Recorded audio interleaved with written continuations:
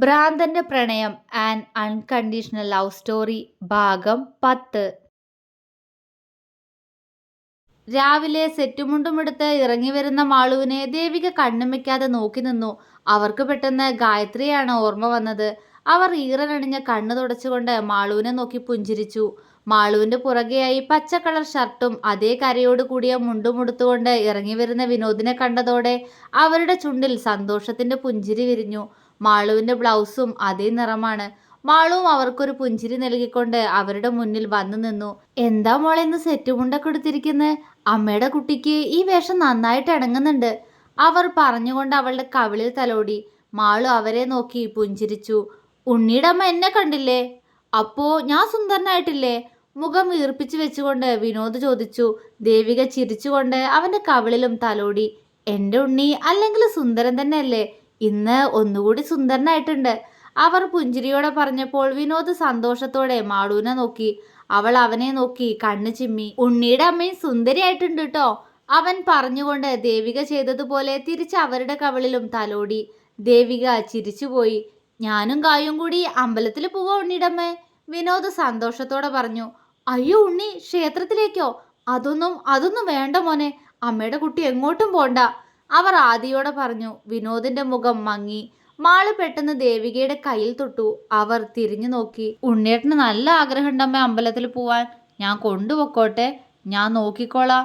ഉണ്ണിയേട്ടന് ഒരു വികൃതിയും കാണിക്കില്ല, അവൾ അവരോട് കെഞ്ചിക്കൊണ്ട് ചോദിച്ചു.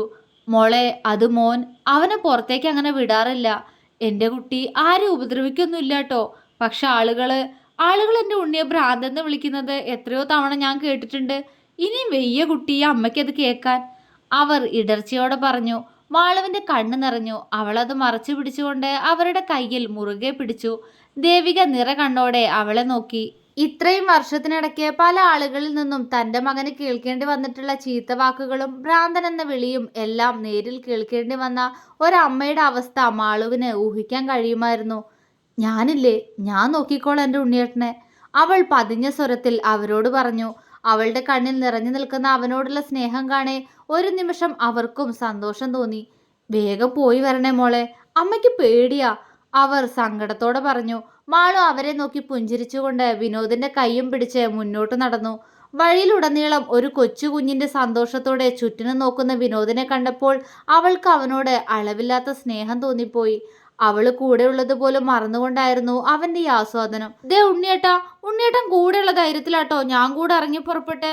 എനിക്ക് ഇവിടുത്തെ വഴിയൊന്നും അറിയില്ല, എന്നിട്ട് ഉണ്ണിയേട്ടൻ എന്നെ ഒന്ന് നോക്കുന്നു കൂടി ഇല്ലാലോ. മാളു അവനെ ഇടം കണ്ടിട്ട് നോക്കിക്കൊണ്ട് സങ്കടം അഭിനയിച്ചു. വിനോദ് അപ്പോഴാണ് അവളെ ശ്രദ്ധിച്ചത്.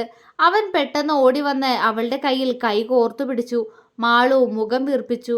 സോറി കായൂട്ടി, ഉണ്ണിയേട്ടൻ ഇങ്ങോട്ടൊക്കെ വന്നിട്ട് കുറെ ആയില്ലേ, അതാട്ടോ. ഇനി ഉണ്ണിയേട്ടൻ കായൂനെ നോക്കിക്കോളാം. ഗായു ഈ വഴിയൊക്കെ മറന്നുപോയില്ലേ, അവൻ അവളോട് സ്നേഹത്തോടെ ചോദിച്ചു. അവൾ പുഞ്ചിരിച്ചു. ആളുകളുടെ അത്ഭുതത്തോടെയും പുച്ഛത്തോടെയുമുള്ള നോട്ടത്തെ അവൾ ഒരു പുഞ്ചിരി കൊണ്ട് നേരിട്ടു.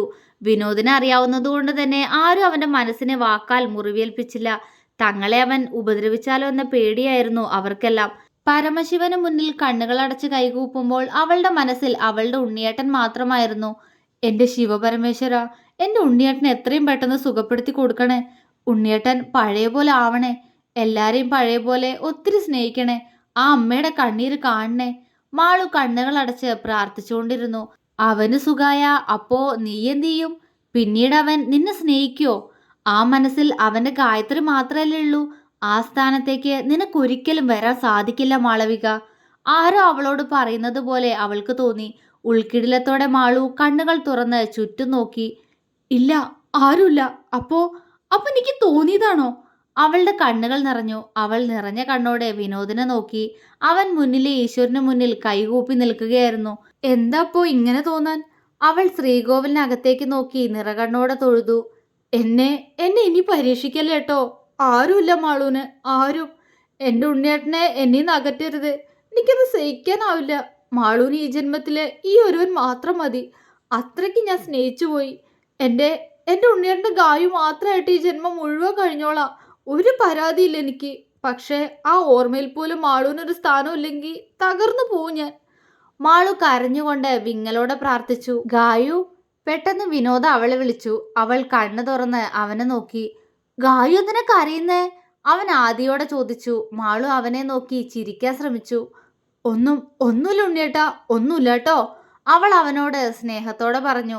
പക്ഷെ അവളുടെ കണ്ണുകൾ വീണ്ടും വീണ്ടും നിറഞ്ഞുകൊണ്ടിരുന്നു. ഒന്നുമില്ലെങ്കിൽ പിന്നെന്തിനാ കരയുന്നേ? അവന് സംശയം. മാളു പെട്ടെന്ന് അവന്റെ മുഖം കയ്യിലെടുത്തു. അവൻ എന്താ എന്ന പോലെ അവളെ നോക്കി. എന്നെ മറന്നു പോവില്ലേ ഉണ്ണിയേട്ടാ, എന്നെ ഉപേക്ഷിക്കല്ലേ, എനിക്ക് എൻ്റെ ഉണ്ണിയേട്ട മാത്രമല്ലേ ഉള്ളൂ. മാളു കണ്ണ് നിറച്ചുകൊണ്ട് അവനോട് പറഞ്ഞു. അവൻ അവളുടെ നിറഞ്ഞ കണ്ണുകൾ തുടച്ചു കൊടുത്ത് അവളുടെ നെറുകയിൽ ചുണ്ടമർത്തി. എനിക്കും നീ മാത്രമല്ലേ ഉള്ളൂ, ഉണ്ണിയേട്ടൻ ഉപേക്ഷിക്കില്ല കേട്ടോ, എന്നും ഗായന്റെ ഒപ്പം തന്നെ വേണം, ഞാനിപ്പോ പ്രാർത്ഥിച്ചതും അതാ, അവൻ സ്നേഹത്തോടെ അവളോട് പറഞ്ഞു. അന്ന് ആദ്യമായി അവനിൽ നിന്നും ഗായു എന്ന പേര് കേട്ടപ്പോൾ അവൾക്ക് മുൻപ് തോന്നിയിട്ടുള്ളതിനേക്കാൾ വേദന തോന്നി. എന്നെ ഉപേക്ഷിക്കില്ല എന്ന് പറ ഉണ്ണിയേട്ടാ, ഞാൻ ഒപ്പം വേണമെന്ന് പറ, മാളുവിനെ വേണമെന്ന് പറ. അവളുടെ ഹൃദയം അലമുറയിട്ടു. രണ്ടു തുള്ളി കണ്ണുനീർ അവന്റെ കയ്യിൽ പതിച്ചു. അവൻ അവളുടെ കവിളിൽ ചുണ്ടു ചേർത്തു. മാളു അവനെ നോക്കി വരണ്ടൊരു ചിരി സമ്മാനിച്ചു. ക്ഷേത്രത്തിലെ പൂജാരി നൽകിയ ചന്ദനം അവന്റെ നെറ്റിയിൽ ചാർത്തി കൊടുക്കുമ്പോൾ അവനോടൊപ്പം ഒരായുഷ്കാലം മുഴുവൻ ജീവിക്കാൻ കഴിയണേ എന്നവൾ ഉള്ളുരുക്കി പ്രാർത്ഥിച്ചു. അവന് നേരെ ആ ഇലച്ചീന്തവൾ നീട്ടിപ്പിടിച്ചു. വിനോദ് സന്തോഷത്തോടെ ചന്ദനമെടുത്തവളുടെ നെറ്റിയിൽ ചെറുതായി വരഞ്ഞു. മാളുവിന്റെ കണ്ണ് അടഞ്ഞുപോയി. വിനോദിന്റെ കണ്ണുകൾ തങ്ങളുടെ കുറച്ചപ്പുറം മാറി നിൽക്കുന്ന ദമ്പതികളിൽ പതിച്ചു. അവളുടെ ഭർത്താവ് അവളുടെ നെറ്റിയിൽ ചന്ദനം വരയ്ക്കുന്നതിനോടൊപ്പം അവളുടെ സീമന്തരേഖയിൽ സിന്ദൂരവും ചാർത്തി കൊടുത്തു. വിനോദ് മാളുവിനെ നോക്കി. പോവാ ഉണ്ണിയേട്ടാ, അവൾ പതുക്കെ ചോദിച്ചുകൊണ്ട് അവനെ നോക്കി. അവൻ അവളെ തന്നെ നോക്കി നിൽക്കുകയായിരുന്നു ആ സമയം. എന്തേ? അവൾ സംശയത്തോടെ ചോദിച്ചു. അവൻ പെട്ടെന്ന് ഇലച്ചീന്തിൽ നിന്നും ഒരു നുള്ളു സിന്ദൂരമെടുത്ത് അവളുടെ സീമന്തരേഖ ഒന്നുകൂടി കട്ടിയിൽ ചുവപ്പിച്ചു കൊടുത്തു. മാളുവിന്റെ കണ്ണുകൾ വിടർന്നു. അവൾ കണ്ണു നിറച്ചുകൊണ്ട് അവനെ നോക്കി. അവൻ അവളെ നോക്കി ചിരിച്ചുകൊണ്ട് അവളുടെ കൈയും പിടിച്ച് തിരിഞ്ഞു നടന്നു. ശ്രീകോവിലിനകത്തുള്ള മഹാദേവന്റെ ചുണ്ടിൽ ഒരു പുഞ്ചിരി വിരിഞ്ഞു. എല്ലാം മനസ്സിലായതുപോലെയുള്ളൊരു പുഞ്ചിരി. തിരിച്ച് വീട്ടിലെത്തിയിട്ടും മാളുവിന്റെ മനസ്സ് അസ്വസ്ഥമായിരുന്നു. അവൾ അതേ മനസ്സോടെ തന്നെ റൂമിലേക്ക് നടന്നു. വിനോദ് ആദ്യമേ റൂമിലേക്ക് പോയിരുന്നു. മോളെ, പിന്നിൽ നിന്നും സുമതി വിളിച്ചു. മാളു അവരെ തിരിഞ്ഞു നോക്കി. എന്താ സുമതിയേച്ചി? അവള് ചോദിച്ചു. അത് കുഞ്ഞിന്റെ വീട്ടിൽ നിന്ന് കുഞ്ഞിന്റെ അമ്മാവനും അപ്പച്ചിയും ഇന്ദ്രൻ കുഞ്ഞെല്ലാം വരുന്നുണ്ടെന്ന് വിളിച്ചു പറഞ്ഞായിരുന്നു. അവരൊക്കെ കുറച്ച് കഴിയുമ്പോഴേക്ക് എത്തും. മക്കള് വന്നാ വേഗം ഈ വേഷമൊക്കെ ഒന്ന് മാറ്റി റെഡിയാവാൻ പറഞ്ഞായിരുന്നു ദേവിക ചേച്ചി. ചേച്ചി ഹരിക്കുഞ്ഞിന്റെയും കല്യാണിന്റെയും വീട്ടിൽ പറയാൻ പോയേക്കുവാ. അത്രയും പറഞ്ഞുകൊണ്ട് സുമതി അടുക്കളയിലേക്ക് തിരിഞ്ഞു നടന്നു. മാളു പകപ്പോടെ അവര് പോയ വഴിയെ നോക്കി നിന്നു. ഇന്ദ്രേട്ടന് വരുന്നുണ്ടെന്നോ തന്നെ കാണാൻ? എന്തിന്? അവൾ പേടിയോടെ അവന്റെ മുഖം ഓർത്തു നിന്നു. അവളുടെ ശരീരം വിറച്ചു. ഇന്ദ്രൻ എന്തിനാണ് അവരുടെ കൂടെ ഇങ്ങോട്ട് വരുന്നത് എന്ന ചിന്തയായിരുന്നു അവളിൽ മുഴുവൻ. എന്നെ ഒരിക്കലും സ്വസ്ഥമായിട്ട് ജീവിക്കാൻ അനുവദിക്കില്ല എന്ന് പറഞ്ഞിട്ടുള്ള ആളാ. ആഗ്രഹിച്ചതെന്ന് സ്വന്താക്കിയിരിക്കുന്നു. അവൻ പറഞ്ഞത് ഓർത്തുപോയി. അവളുടെ ശരീരം വിറച്ചിരുന്നു. ആ സമയം റൂമിലേക്ക് കയറിയപ്പോഴേ കണ്ടു അവിടെ കാര്യമായി എന്തോ ചിന്തിച്ചുകൊണ്ടിരിക്കുന്ന വിനോദിനെ. അവനെ കണ്ടപ്പോൾ തന്റെ മനസ്സിൽ ആദ്യമെല്ലാം മാഞ്ഞുപോയി. അവിടെ സന്തോഷം നിറയുന്നത് മാളു അറിഞ്ഞു. ഉണ്ണിയേട്ടാ, വാതിൽ ചാരി അവൾ അവനെ വിളിച്ചുകൊണ്ട് അവന്റെ അടുത്ത് വന്നിരുന്നു. അവൻ മൂളി. എന്താ ഒരു മൂളലൊക്കെ? എന്തെന്റെ ഉണ്ണിയേട്ടൻ ഇങ്ങനെ ചിന്തിച്ചോണ്ടിരിക്കണേ? അവൾ അവന്റെ കയ്യിൽ പിടിച്ചുകൊണ്ട് ചോദിച്ചു. അവൻ അവളെ നോക്കിയൊന്ന് പുഞ്ചിരിച്ചുകൊണ്ട് അവളുടെ തോളിലേക്ക് ചാഞ്ഞു. മാളു ഒരു കൈകൊണ്ട് അവനെ ചേർത്തു പിടിച്ചു. എന്തുണ്ണിയേട്ടാ? അവൾ മൃദുവായ സ്വരത്തിൽ ചോദിച്ചു. ഭാര്യന്ന് വെച്ചാ എന്താ ഗായു? അവൻ പെട്ടെന്ന് ചോദിച്ചു. അവളുടെ നെറ്റി ചുളിഞ്ഞു. ഭാര്യയെ? എന്തപ്പോ അങ്ങനൊരു സംശയം? അവൾ ചോദിച്ചുകൊണ്ട് അവന്റെ മുഖമുയർത്തി. അവൻ അവളെ ഒന്ന് നോക്കി വീണ്ടും അങ്ങനെ തന്നെ അവളുടെ തോളിലേക്ക് ചാഞ്ഞു. എന്തുണ്ണിയേട്ടാ പറ്റിയേ? ഇത്തവണ അവളുടെ ശബ്ദത്തിൽ വാത്സല്യം കലർന്നിരുന്നു. പറയുകയു, ഭാര്യന്ന് വെച്ച എന്താ? അവൻ വീണ്ടും ചോദിച്ചു. ഭാര്യന്ന് വെച്ചാലോ? ഭാര്യന്ന് വെച്ചാ ഞാൻ ഉണ്ണിയേട്ടന്റെ ഭാര്യയല്ലേ, കഴുത്തിൽ സ്നേഹത്തോടെ താലി കെട്ടിയ ഭാര്യ, അവള് പറഞ്ഞു. അവൻ അവളുടെ തോളിൽ നിന്നും മുഖമുയർത്തി അവളെ നോക്കി. അതെനിക്കറിയാ ഗായു. അത് പിന്നെ അവൻ അവളോട് എന്തോ പറയാനുണ്ടായിരുന്നു. എന്താ ഉണ്ണിയേട്ടാ? എന്താ കാര്യം? എന്തോ എന്നോട് പറയാനുണ്ടല്ലോ ഉണ്ണിയേട്ടന്. പറയ്, എന്താ കാര്യം? അവൾ അവന്റെ കവിളിൽ തലോടിക്കൊണ്ട് ചോദിച്ചു. അത് ഗായു, ഇന്നലെ ഉണ്ണിയേട്ടനൊരു സ്വപ്നം കണ്ടു. അവൻ സന്തോഷത്തോടെ പറഞ്ഞു. എന്താ കണ്ടേ? അവൾ ആകാംക്ഷയോടെ ചോദിച്ചു. അതുണ്ടല്ലോ, അതൊരു പെണ്ണ്, പിന്നെ ഒരു ചെറുക്കനും. കാണാൻ നമ്മളെപ്പോലെ ഉണ്ട്. അവരുണ്ടല്ലോ, അവൻ നാണത്തോടെ എന്തോ പറയാൻ തുടങ്ങി. അവര് അവളിലും അതേ ആകാംക്ഷ. അവൻ അവളെ നോക്കി മനോഹരമായി ചിരിച്ചു. അവൾ വിടർന്ന കണ്ണോടെ അവനെ നോക്കി. അവരുണ്ടല്ലോ ഗായു, അവര് ഉമ്മ വെക്കുക. അവൻ പറഞ്ഞുകൊണ്ട് അവന്റെ കണ്ണ് രണ്ടും നാണത്തോടെ പൊത്തിപ്പിടിച്ചു. മാള് വായും പൊളിച്ച് അവനെ നോക്കി. അവൾക്ക് ചിരി വന്നു. അവൾ അതേ ചിരിയോടെ തന്നെ അവനെ കുറുമ്പോടെ നോക്കി. അവൻ വിരലുകൾ അകത്തി അവളെ കണ്ണു തുറന്നു നോക്കി. മാള് ചിരിയോടെ അവന്റെ കൈകൾ താഴേക്ക് പിടിച്ചു. അവൻ കുറുമ്പോടെ അവളെ നോക്കി ചിരിച്ചു. ആഹാ, അപ്പോ എന്റെ കള്ളച്ചക്കനിപ്പോ ഇതൊക്കെയാണോ സ്വപ്നം കാണുന്നേ? അയ്യേ, മോശം മോശം. അവൾ അവനെ കളിയാക്കി പറഞ്ഞുകൊണ്ട് മൂക്കിൽ വിരൽ വെച്ചു. അവന്റെ മുഖം വീർത്തു.